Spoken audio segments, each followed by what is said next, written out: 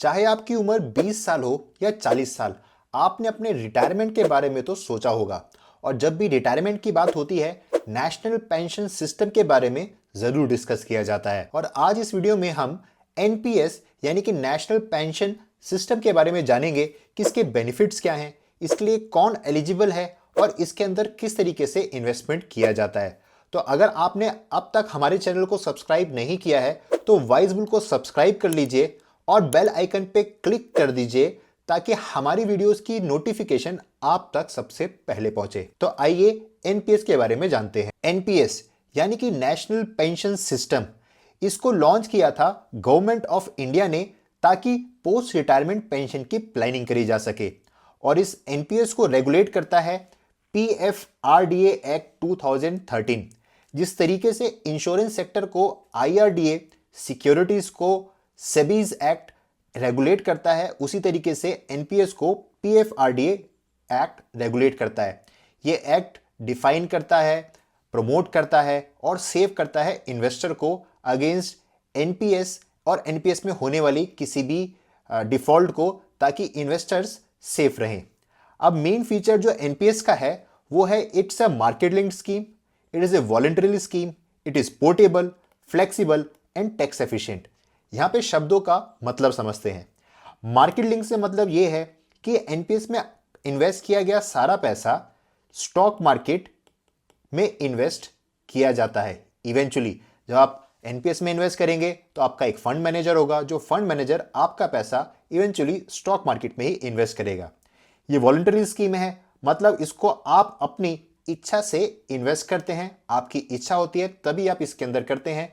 ये आपसे मैंडेटरीली पैसा इन्वेस्ट नहीं कराया जाता। ये पोर्टेबल है, आप जब चाहें इसको इसमें चेंजेस कर सकते हैं। आप अगर कोई जॉब भी चेंज करते हैं तो भी आप इसके अंदर रह सकते हैं, आप इन्वेस्ट कर सकते हैं। फ्लेक्सिबिलिटी है इसके अंदर, आप जितना चाहें, जब चाहे, जिस टाइम पे चाहें इसके अंदर इन्वेस्टमेंट कर सकते हैं। कोई भी मैंडेटरी कंप्लायंस आपके लिए नहीं है। फिर बात आती है टैक्स एफिशिएंट, क्योंकि ये स्कीम आपको 80CCD के अंदर एग्जेम्पशंस देती है इनकम टैक्स में, इसलिए ये one of the preferred investment option है किसी भी तरीके की पेंशन स्कीम से रिलेटेड। तो इसके बारे में हम वीडियो में आगे भी बात करेंगे। अब मेजर पॉइंट जो आता है वो ये कि एनपीएस के अंदर कौन इन्वेस्टमेंट कर सकता है। तो सेंट्रल गवर्नमेंट एम्प्लॉयज के लिए तो ये मैंडेटरी है।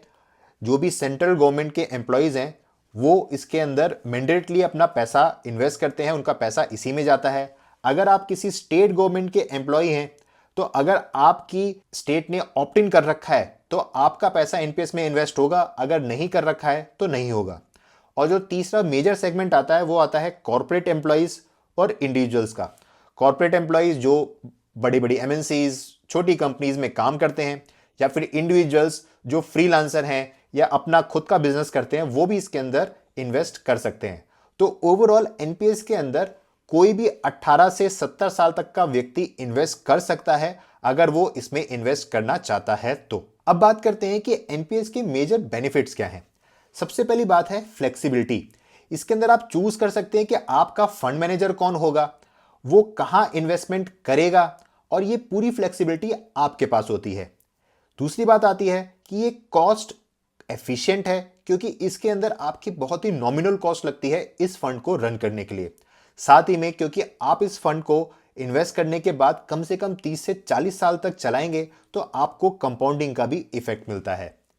तीसरी बात, चाहे आप अपनी जॉब चेंज कर लें, आप एनपीएस के अंदर इन्वेस्टमेंट को कंटिन्यू रख सकते हैं। उदाहरण के तौर पे मान लीजिए कोई बंदा है जो एक्स कंपनी के अंदर दिल्ली लोकेशन में काम करता है और कल को वो वाई कंपनी में बैंगलोर लोकेशन में काम करता है, तो उसकी जॉब स्विच करने के टाइम पे भी उसकी ये पोर्टेबिलिटी स्कीम की वजह से ये एनपीएस चलता रहेगा, वो बंद नहीं होगा, इसलिए इसको पोर्टेबल कहा गया है। फोर्थ और मोस्ट इंपॉर्टेंट पॉइंट, इसके अंदर आपको टैक्स बेनिफिट मिलता है अंडर 80CCD1, 80CCD2 और 80CCD1B के अंदर, जिसमें आपको अप्रोक्सीमेटली 2 लाख तक का टैक्स एग्जेम्पशन मिल सकता है अगर आप इसको ऑप्ट करते हैं और इनकम टैक्स रिटर्न फाइलिंग के दौरान आप वहां पे डिक्लेयर करते हैं कि आपने एनपीएस के अंदर वॉलंटरी इन्वेस्टमेंट किया है।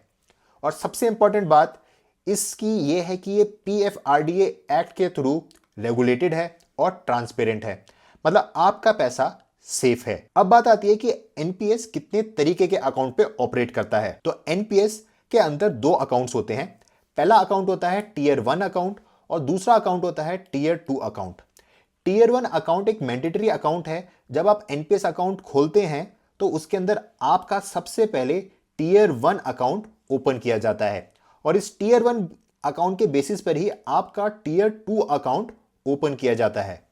तो इसके डिफरेंसेस क्या हैं वो हम आगे जानते हैं। मेजर डिफरेंसेस टीयर 1 और टीयर 2 में क्या है वो समझने के लिए आप ये जानिए कि टीयर 1 अकाउंट जो है वो एक इंडिविजुअल पेंशन अकाउंट होता है, जबकि टीयर 2 अकाउंट जो है वो ऑप्शनल अकाउंट होता है जो कि टीयर 1 के बेसिस पे आपका ओपन किया जाता है। वहीं पर टीयर 1 अकाउंट में विड्रॉल की लिमिट होती है as per rules and regulations, जबकि टीयर 2 अकाउंट के अंदर कोई भी रेस्ट्रिक्शंस नहीं होती। टीयर 1 अकाउंट में मिनिमम कंट्रीब्यूशन जो है आपका 500 रुपए का होना चाहिए, जबकि टीयर 2 अकाउंट में आपका मिनिमम कंट्रीब्यूशन 250 रुपए का होता है। एक मेजर पॉइंट यह है कि टीयर 1 अकाउंट खोलने के बाद आपको साल में कम से कम 1000 रुपए की इन्वेस्टमेंट करनी पड़ेगी, लेकिन टीयर 2 अकाउंट में ऐसी कोई भी रिस्ट्रिक्शंस नहीं है। फिर बात आती है कि एएमसी चार्जेस। एएमसी यानी कि एसेट मैनेजमेंट कंपनी। ये कंपनी आपका एनपीएस फंड्स को मैनेज करती है। इसके चार्जेस आपको टीयर 1 अकाउंट में देने होंगे, जबकि टीयर 2 अकाउंट के अंदर कोई भी सेपरेट एएमसी चार्जेस नहीं लगते। और मेजर पॉइंट ये कि अगर आप टीयर 2 अकाउंट के थ्रू एनपीएस में इन्वेस्ट करते हैं तो आप कभी भी टीयर 1 अकाउंट में उस इन्वेस्टमेंट को स्विच करवा सकते हैं। वेयर एज अगर आप टीयर 1 के अंदर इन्वेस्टमेंट करते हैं तो उसको टीयर 2 के अंदर ट्रांसफर नहीं करवा सकते। तो एक ये मेजर डिफरेंस इन दोनों के अंदर रहता है। अब जानेंगे कि इन्वेस्टमेंट ऑप्शन एनपीएस में क्या होते हैं। तो पहला होता है कि आपके पास एक्टिव चॉइस होती है, आप खुद चूज कर सकते हैं कि कहां आपका पैसा इन्वेस्ट किया जाए, कहां नहीं किया जाए। और दूसरी होती है ऑटो चॉइस, जिसके अंदर आप ऑलरेडी अपनी स्कीम को बोलते हैं, अपने फंड मैनेजर को बोलते हैं कि भाई मेरा पैसा आप ऑटोमेटिकली लगाते जाइए और उसी हिसाब से आपकी इन्वेस्टमेंट्स एनपीएस के अंदर होती रहती है। अब जानेंगे कि अगर आप एनपीएस सेलेक्ट करते हैं और उसके अंदर एक्टिव चॉइस को अपनी प्रेफरेंस रखते हैं तो आपको किस तरीके से आगे बढ़ना है। सबसे पहले जो भी इन्वेस्टर होता है उसको डिस्क्राइब करना होता है कि उसका पेंशन फंड मैनेजर कौन होने वाला है। पेंशन फंड मैनेजर में 8 पेंशन फंड्स हैं जिनको एनपीएस ने ऑथराइज कर रखा है एनपीएस की इन्वेस्टमेंट्स को मैनेज करने के लिए, जिसमें Birla Sun Life, HDFC pension fund, ICICI, Kotak Mahindra, LIC, Reliance, SBI और यूटीआई है।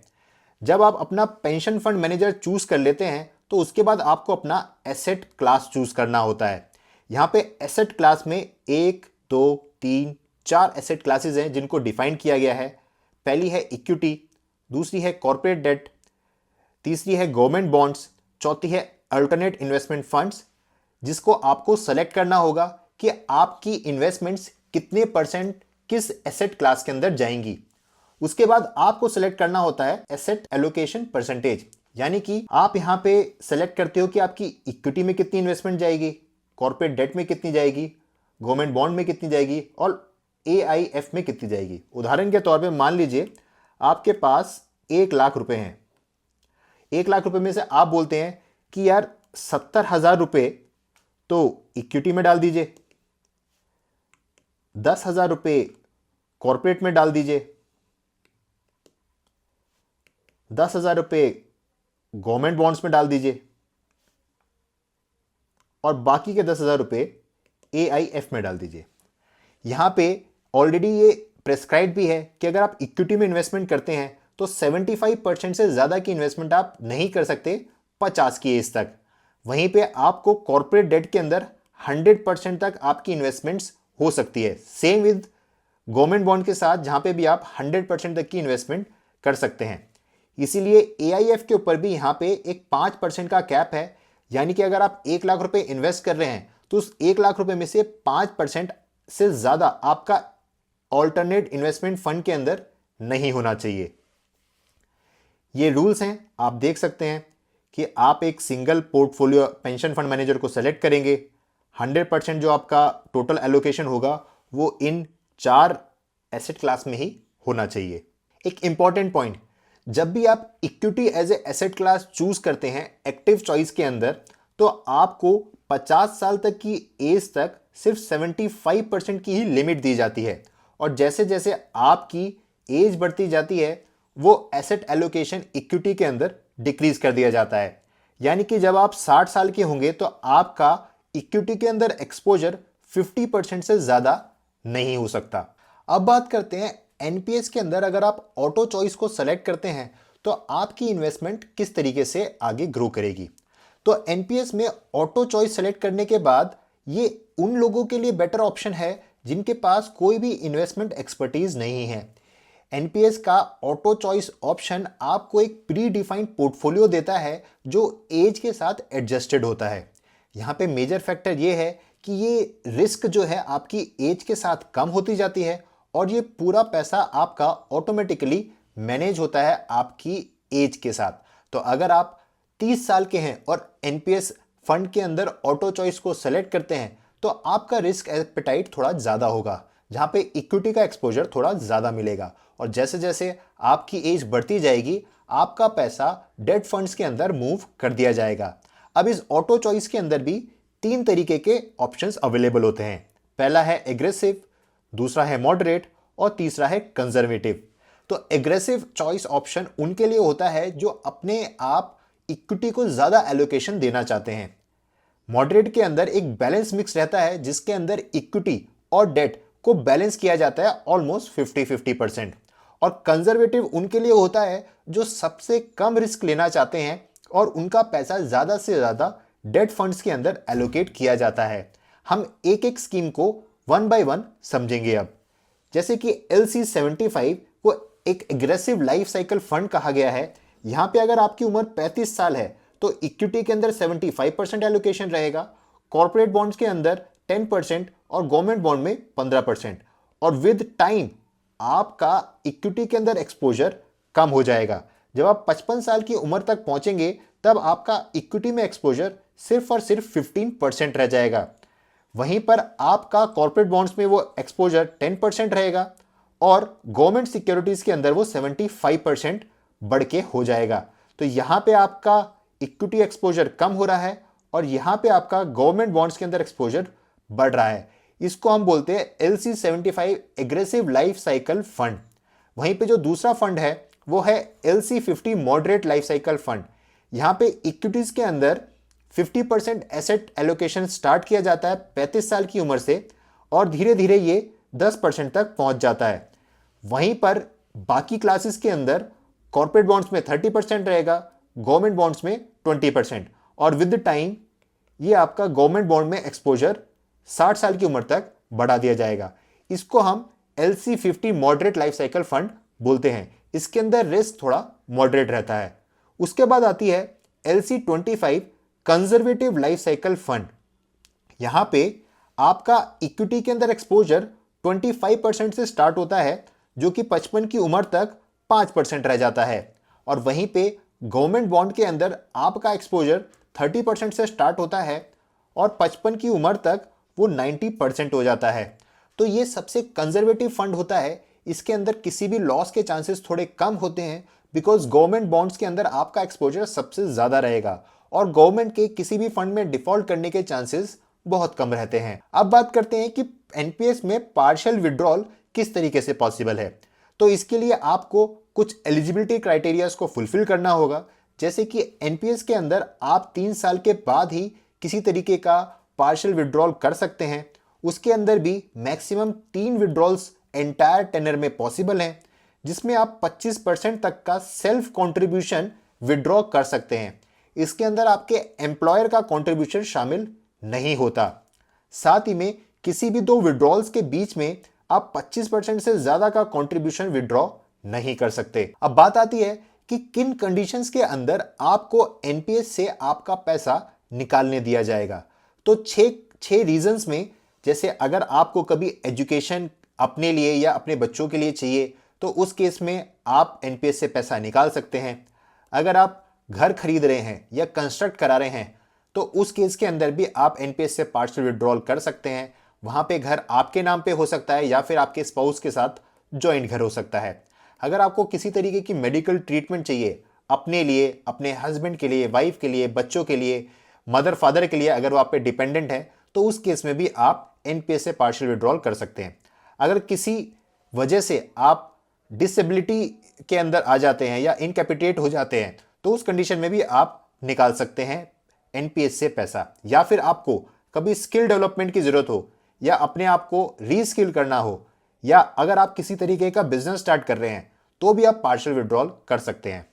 एनपीएस में 14 क्रिटिकल इलनेसेस शामिल हैं, जैसे कि cancer, kidney failure, stroke, coma. ये 14 डिजीज या 14 क्रिटिकल इलनेस में से अगर कोई भी आपके साथ हो जाती है, तो उस कंडीशन में आप एनपीएस से पैसा पार्शियली विड्रॉ कर सकते हैं। विड्रॉल का प्रोसेस क्या है?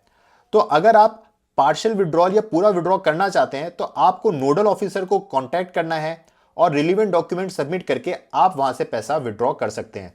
अगर आप किसी कंडीशन में पैसा विड्रॉ करने में नहीं है, पैसा विड्रॉ नहीं कर सकते, तो आपका रिप्रेजेंटेटिव या आपका स्पाउस भी जाके आपके बिहाफ पे पैसा पार्शियल विड्रॉल ले सकता है। उसके लिए आपको DEPT-exit@npstrust.org.in पे ईमेल करना है और आपको सारी जानकारी मिल जाएगी। आशा करते हैं आपको वीडियो पसंद आई। अगर पसंद आई तो वीडियो को लाइक जरूर करें और वाइज बुल को फॉलो।